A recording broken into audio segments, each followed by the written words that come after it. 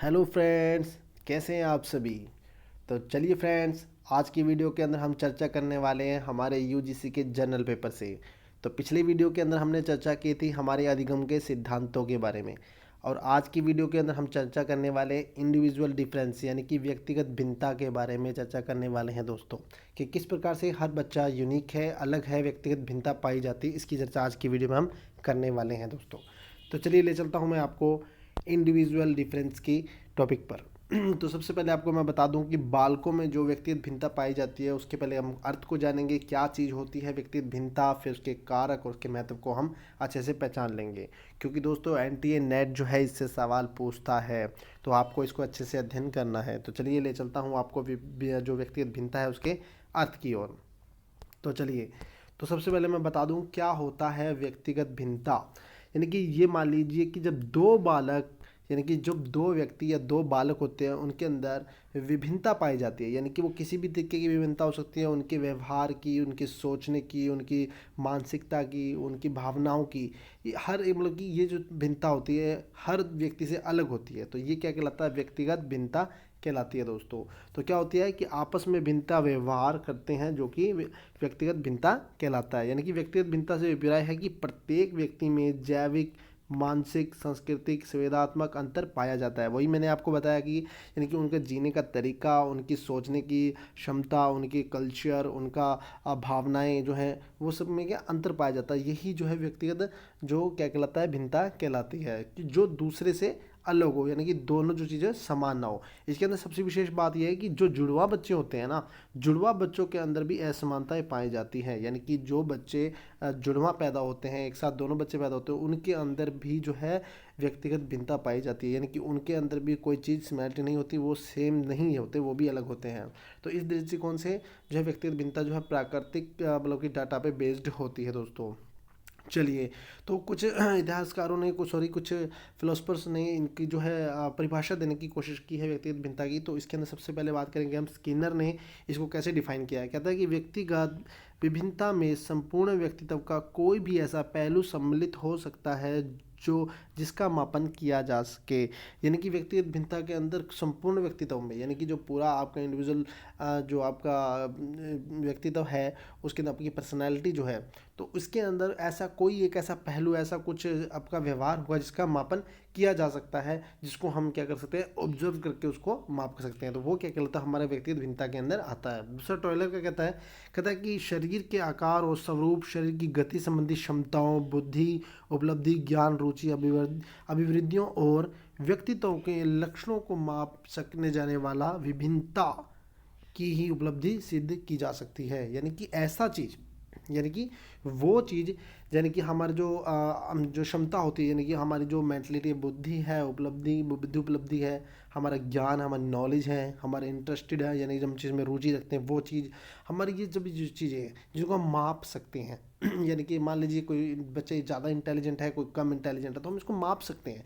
तो ये जो मापने वाली जो चीज़ होती है इसको क्या कहलाती है, ये हमारी बुद्धि, यानी कि जो हमारी व्यक्तिगत भिन्नताओं के अंदर रखी गई दोस्तों। तो इस प्रकार से स्किनर और टॉयलर ने, दोनों ने, जो फिलोसफर ने अपनी जो बालकों की जो व्यक्तिगत भिन्नता की हाँ अर्थ को समझाया है, उसकी परिभाषा दी है।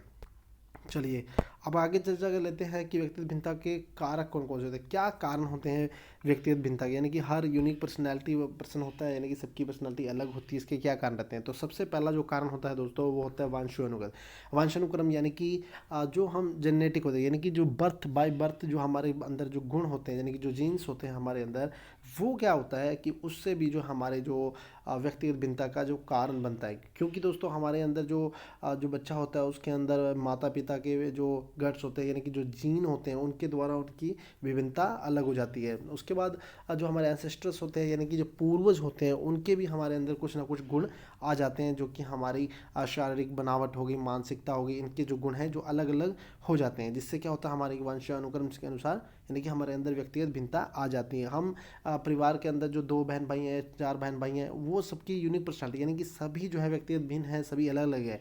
ये इसका कारण क्या होता है, हमारा वंशानुक्रम होता है, यानी कि हमारा जो बाय बर्थ जो हमें हमारे पेरेंट्स से जो जीन्स मिलते हैं उनके द्वारा ही ये अलग भिन्नता आ जाती है। दूसरी बात करते हैं वातावरण। वातावरण दोस्तों जो हमारा जो एक्सटर्नल, इसको हम कह सकते हैं जो एक्सटर्नल जो हमारे बाहरी जो जुड़ाव होता है जिससे, यानी कि जो हम सामाजिक प्राणी हैं, समाज में रहने वाले हैं, तो समाज के अंदर रह के जो हमारा आसपास का एनवायरनमेंट है, एटमॉस्फेयर है, उसके द्वारा जो चीज़ हमारे अपने व्यक्तित्व पर, हमारे व्यवहार पर जो फ़र्क पड़ता है, तो उससे भी क्या होता है, हमारी जो हमारा व्यक्तित्व है वो अलग हो जाता है। जैसे कि हमारा रहन सहन है, हमारा आसपास का माहौल कैसा है।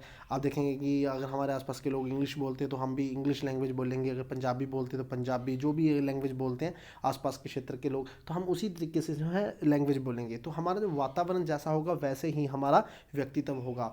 तो ये जो है हमारा सबसे ज़्यादा प्रभाव डालने वाला क्षेत्र होता है, यानी कि वातावरण जो है हमको हमारी व्यक्तिगत भिन्नता सबसे ज़्यादा प्रभावकर होता है, सबसे ज़्यादा जो है कारण रहता है। उसके बाद बात करते हैं जाति, प्रजाति और देश। आप सभी जानते हैं कि जैसे हम लोग इंडियंस हैं, हम लोग भारतीय हैं, तो भारत के अंदर जो एक जाति ज़्यादातर लोग रहते हैं, यानी कि हम जहाँ रह रहे हैं वहाँ की सभ्यता कैसे है। जैसे कि हम जानते हैं कि भारत के अंदर आर्य और द्रविड़ लोगों में जो अंतर पाया जाता है, यानी कि हर क्षेत्र का अलग अलग मतलब कि कल्चर होता है, हर क्षेत्र की अलग अलग मानसिकता होती है, अलग अलग बोली होती है। तो ये भी क्या होता है, हमारे व्यक्तिगत भिन्नता पर प्रभाव डालती है। यानी कि मान लीजिए हम लोग पंजाब से रहने वाले हैं तो पंजाबी कल्चर होगा, अगर हम तमिलनाडु साउथ की तरफ होंगे तो हमारा जो है दक्षिणी जो कल्चर होगा। तो ये भी हमारे व्यक्तिगत पे प्रभाव डालता है। उसके बाद थोड़ा मोटा ये भी मान लीजिए जो हमारा क्षेत्रीय प्रभाव है, यानी कि मान लीजिए आपका जो क्षेत्र है, यानी आप किसी सिटी के अंदर रहते हैं तो वो कैसा आपका व्यक्तित्व बना देगा, और जो अगर आप किसी विलेज में रहते हैं, गांव में रहते हैं, तो आपका वहाँ से थोड़ा व्यक्तित्व थोड़ा अलग होगा। तो जो हमारी जाति, प्रजाति, देश और क्षेत्र भी है, इस पर डिपेंड करता है कि हमारा जो व्यक्तिगत जो भिन्नता होगी, यानी कि जो हमारी पर्सनैलिटी होगी वो किस तरीके से होगी। तो ये जो मेन जो है टॉपिक होते हैं। उसके बाद बात कर लेते हैं अगली की। उसके बाद आता है आयु एवं बुद्धि, यानी कि हमारी जो एज होती है, यानी कि जितने हम मैच्योर होते चले जाएंगे, जितनी हमारे अंदर मैच्योरिटी आती जाएगी, उतने ही जो हमारी बुद्धि विकसित होती जाएगी। और जब बुद्धि विकसित हो जाएगी तो हम में क्या हो जाएगा, व्यक्तिगत भिन्नता आ जाएगी, यानी कि हमारी जो शारीरिक, मानसिक और जो हमारी जो फीलिंग्स है, यानी कि भावनाएं हैं, जो संवेगात्मक जो विकास होगा, उसके द्वारा भी हमारे अंदर जो इंडिविजुअल डिफरेंस का पैदा होना जो है स्वाभाविक है। उसके बाद बात करते हैं शिक्षा और आर्थिक दशा। दोस्तों शिक्षा जो है व्यक्ति के लिए जो है एक गंभीर विचारशीला को बनाती है, यानी कि हमारी जो शिक्षा है हमारे व्यक्तित्व पर विशेष तरीके से जो कारण मानी गई है।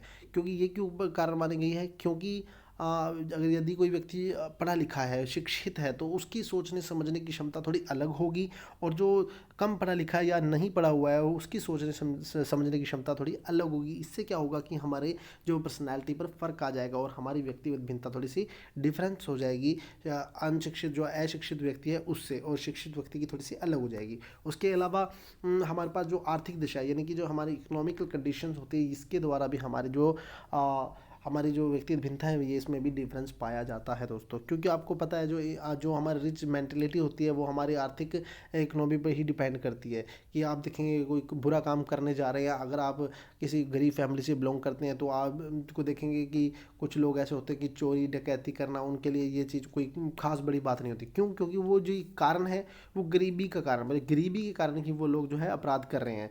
लेकिन कुछ जो लोग होते हैं वो अच्छी इकोनॉमिकली वाले होते हैं, अच्छी वो रिच होते हैं, तो इसके कारण वो ये सब चीज़ें क्या समझते हैं, एक अपराध समझते हैं, और इस चीज़ को मतलब कि बहुत ज़्यादा खिन्नता से देखते हैं, यानी कि वो चीज़ कुकर्म है, अच्छा नहीं मानते। तो ये क्या कारण है, ये यहाँ पे व्यक्तिगत जो भिन्नता आई है उसका क्या कारण रहा है। ये जो भिन्नता का कारण यही रहा है कि हमारी जो आर्थिक दशा भी है ये भी एक कारण रहा है हमारी जो व्यक्तिगत भिन्नता का। उसके बाद बात करते हैं लिंग भेद। दोस्तों लिंग भेद का भी सबसे ज़्यादा इस पर इम्पैक्ट पड़ता है, प्रभाव पड़ता है, महत्वपूर्ण कारण रहा है। क्यों दोस्तों? क्योंकि लिंग भेद यानी कि आप देखेंगे कि जो बालक होते हैं और बालिकाओं के अंदर जो शारीरिक बनावट है, जो उनकी फीलिंग्स होती हैं, उनके जो कार्य क्षमता होती है, यानी उनके जो कार्य करने की जो ताकत होती है, शक्ति होती है, उसके अंदर फ़र्क पाया जाता है। तो जैसे ही ये चीज़ में फ़र्क आ गया, यानी कि इनमें भिन्नता आ गई, तो व्यक्ति के व्यक्तित्व पर भी इसका प्रभाव पड़ता है। इस पर जो मुख्य कारण माना गया है। तो इस प्रकार से ये जो है इम्पोर्टेंट जो है व्यक्तिगत भिन्नता के कारण माने गए हैं कि इस प्रकार से जो बालक है, बच्चे हैं, स्टूडेंट्स हैं, उनके अंदर व्यक्तिगत बनता में जो भिन्नता है हमें देखने को मिलती है दोस्तों। चलिए उसके बाद बात कर लेते हैं हमारे प्रभावी का कारक, यानी कि शिक्षण को प्रभावित करने वाले कारक तत्व कौन कौन से होते हैं। यानी कि जो टीचिंग है, हमारी जो टीचिंग जो होती है, इसको प्रभावित करने वाले कारक कौन कौन से होते हैं दोस्तों। सबसे इम्पोर्टेंट टॉपिक है ये एनटीए यूजीसी का, इसमें से काफ़ी बार क्वेश्चन पूछे जाते हैं दोस्तों। आपको बता दूं इससे क्वेश्चन रिपीट भी होते हैं, क्योंकि इतना लंबा चौड़ा नहीं है ये, क्योंकि इसके अंदर कुछ ही बातें होती हैं जो आपको हमेशा ध्यान में रखनी होती है। और ये हर एक शिक्षक के अंदर ये एबिलिटी होनी ज़रूरी है, क्योंकि इसी के द्वारा जो उसकी शिक्षण जो क्षमता है, उसकी पढ़ाने की जो तरीका है प्रभावित रहेगा। और इसको हम जान लेते हैं। चलिए देखो दोस्तों, सबसे पहले बता दूं कि शिक्षण एक जटिल प्रक्रिया है। आपको पता है कि हर शिक्षक जो होता है कोई पैदाइशी शिक्षक नहीं होता है। कईयों के अंदर ऐसे गट्स होते हैं जो पैदाइशी होते हैं, यानी कि बाय बर्थ उनको ऐसे जीन मिल जाते हैं कि वो टीचर बन जाते हैं, उनके अंदर बहुत सारे ऐसे गुण आ जाते हैं। लेकिन कुछ बच्चों को क्या करना पड़ता है, सीखना पड़ता है। टीचिंग का मतलब सीखना पड़ता है, सीख कर ही वो जो है टीचिंग करवाते हैं। तो उसके लिए बहुत सारे कोर्स होते हैं, अभी आपको बताऊंगा आगे। फिर इसमें क्या बताते हैं कि इसके अंदर हम कारक जानेंगे भी कौन कौन से कारक होते हैं प्रभावित कर, यानी कि शिक्षण को अच्छे से प्रभावित कर बनाने के लिए कौन कौन से कारण है। तो चलिए सबसे पहले बात करते हैं हम शिक्षण कौशल, यानी कि आपके पढ़ाने की जो स्किल है, यानी टीचिंग की जो स्किल है वो कैसी है। अगर वो आपके पास अच्छी है, आपकी पढ़ाई कर है, तो आपकी टीचिंग भी अच्छी होगी। आपके बस जो स्टूडेंट होंगे वो भी आपकी क्लास को लेने के लिए तत्पर होंगे, यानी कि उनको भी जो आपकी क्लास की तरफ अट्रैक्ट करेगी आपकी टीचिंग स्किल। तो ये सबसे इंपॉर्टेंट माना गया। उसके बाद आपकी नॉलेज यानी कि शैक्षणिक योग्यता, यानी कि आपके पास अगर एलिजिबिलिटी है, अगर आप योग्य हैं, तो ही आप टीचिंग कर पाओगे। यानी मान लीजिए अगर आप कोई सब्जेक्ट पढ़ा रहे हैं, उसके बारे में आपको ज्ञान नहीं है, पूर्ण आपको उसकी पकड़ नहीं है उस सब्जेक्ट से, तो आप वो सब्जेक्ट नहीं पढ़ा पाओगे और अच्छे से उसको एक्सप्लेन नहीं कर पाओगे। तो शैक्षणिक योग्यता भी कहीं ना कहीं नहीं मतलब ये मान लीजिए कि ये सबसे ज़्यादा जो प्रभावी कर रहती है दोस्तों। उसके बाद बात करते हैं विषय वस्तु की विशेषज्ञता, यानी कि वही कि अगर आप जिस विषय को पढ़ा रहे हैं उसके अंदर आपको मास्टर्स या डॉक्टर होना बहुत ज़रूरी है दोस्तों।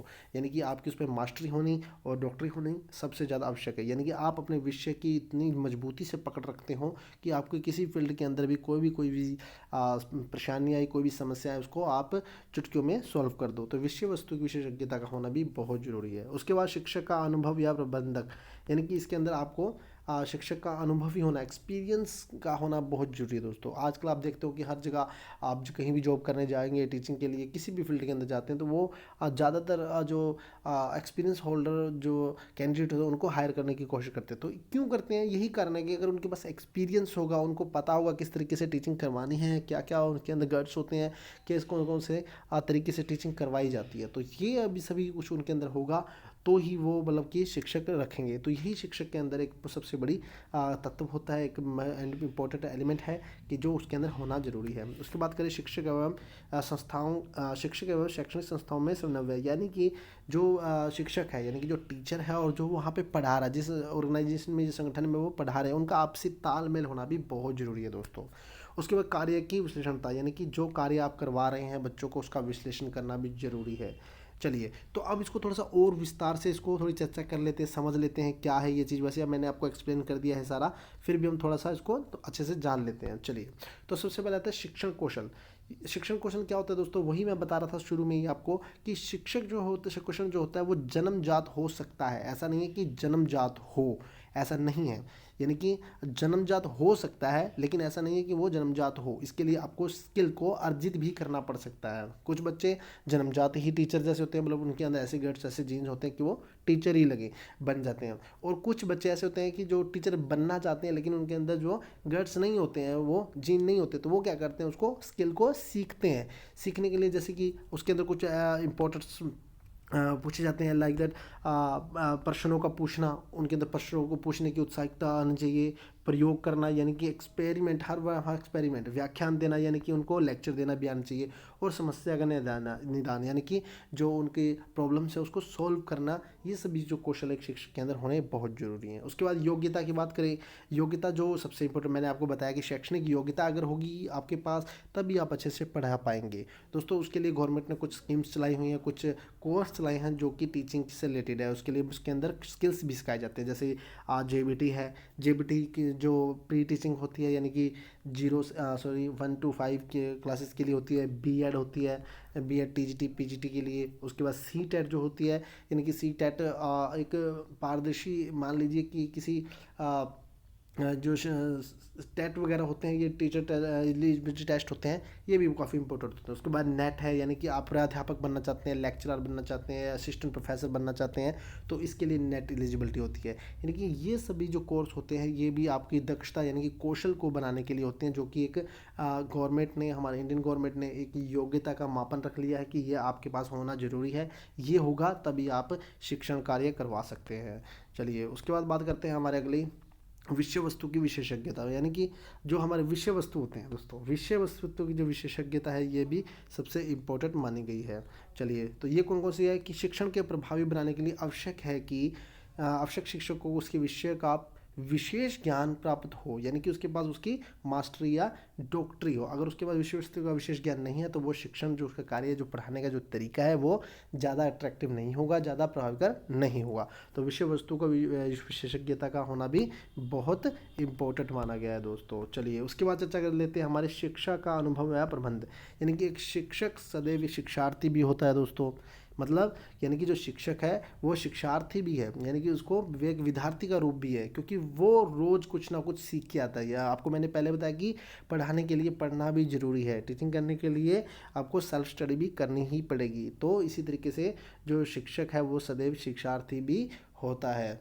अपने ज्ञान और अनुभव से शिक्षार्थी के प्रश्नों के उत्तर देकर उनकी जिज्ञासा को शांत करता है, यानी कि अपने जो एक्सपीरियंस है उसके पास, जो उसका एक्सपीरियंस है, उसके पास ज्ञान जो है, नॉलेज जो है उसके मैनेजमेंट से, यानी कि रोज़ के जो बच्चे प्रश्न पूछते हैं क्लास के अंदर, क्वेश्चन आंसर करते हैं, उसको जिज्ञासा यानी कि उनकी जो उत्सुकता है उसको शांत करता है, किससे? अपने एक्सपीरियंस द्वारा। उसके बाद आता है हमारे शिक्षक एवं शैक्षणिक संस्थाओं का समन्वय, यानी कि आपस का कोऑर्डिनेशन, जो मैं आपको पहले बता चुका हूँ। इसमें क्या होता है, शिक्षक के लिए आवश्यक है कि उसकी शिक्षण प्रक्रिया एक स्वतंत्र वातावरण में संपन्न हो, यानी कि कोई प्रेशर ना हो, टीचर पे कोई प्रेशर ना हो कि आपने ये करना है, आपको ये करना है, नहीं आपने ये ऐसे करना है। तो कोई जो ऑर्गेनाइजेशन है जहाँ वो संगठन में पढ़ा रहा है, तो उसके अंदर जो जो मैनेजमेंट है वो क्या हो, स्वतंत्र रूप हो, खुला हो, उसके अंदर किसी तरीके की क्या चीज़ हो, ऊपर कोई प्रेशर, कोई दबाव ना हो। जो शिक्षक है आराम से खुला वातावरण के अंदर अपने तरीके से अच्छे से सभी स्किल्स का यूज़ करते हुए आराम से पढ़ा सके। तो ये भी क्या होता है, शैक्षणिक संस्थाओं का समन्वय, कि ये चीज़ समझनी जरूरी है। चलिए उसके बाद कार्य का विश्लेषण दोस्तों, कार्य का विश्लेषण भी सबसे इम्पोर्टेंट है। अभी जो मैंने आपको बताया कि शिक्षण की प्रक्रिया में शिक्षक शिक्षार्थी दोनों ही एक दूसरे को प्रभावित करते हैं, यानी कि आप देखेंगे कि क्लास के अंदर अगर टीचर अच्छे से पढ़ा रहा है तो सभी स्टूडेंट्स जो है एकाग्रता से पूरा ध्यान लगाकर जो है टीचर की सुनेंगे। अगर जो शिक्षार्थी हैं, यानी कि अगर शिक्षार्थी जो है, स्टूडेंट जो है बीच में सवाल करेंगे, क्वेश्चन पुट करेंगे टीचर से, तो टीचर भी अट्रैक्ट होगा उनकी तरफ कि हाँ बच्चे जिज्ञासु हैं, कुछ ना कुछ वो भी सीखने यहाँ आए हैं, जो सीखना चाहते हैं। तो ये चीज़ जो होती है, क्या होती है, विश्लेषण होता है, यानी कि आपसी जो वार्तालाप है, क्वेश्चन आंसर है, जो इंटरेक्शन है, इससे क्या होता है कि कार्य का विश्लेषण होता रहता है, यानी कि दोनों आपस में प्रभावी कर रहे हैं। ठीक है, शिक्षक भी और शिक्षार्थी भी दोनों आपस में क्या रहे हैं, प्रभावी कर रहे हैं, यानी कि दोनों को दूसरे अट्रैक्ट करते रहे। तो ये क्या कहलाता है, कार्य की विश्लेषणता कहलाता है दोस्तों। तो दोस्तों ये होता है हमारा सबसे इम्पोर्टेंट, यानी कि अब मैंने आपको जो बताया, यानी कि पहले हमने पढ़ा था किस प्रकार से जो कार्य जो है हमारा, जो शिक्षण को प्रभावित करने वाले कारक होते हैं, तो ये सबसे इम्पोर्टेंट होता है दोस्तों। तो दोस्तों आज की वीडियो में इतना ही। अगर वीडियो आपको अच्छा लगा हो तो लाइक शेयर ज़रूर कर दें दोस्तों। तब तक के लिए धन्यवाद।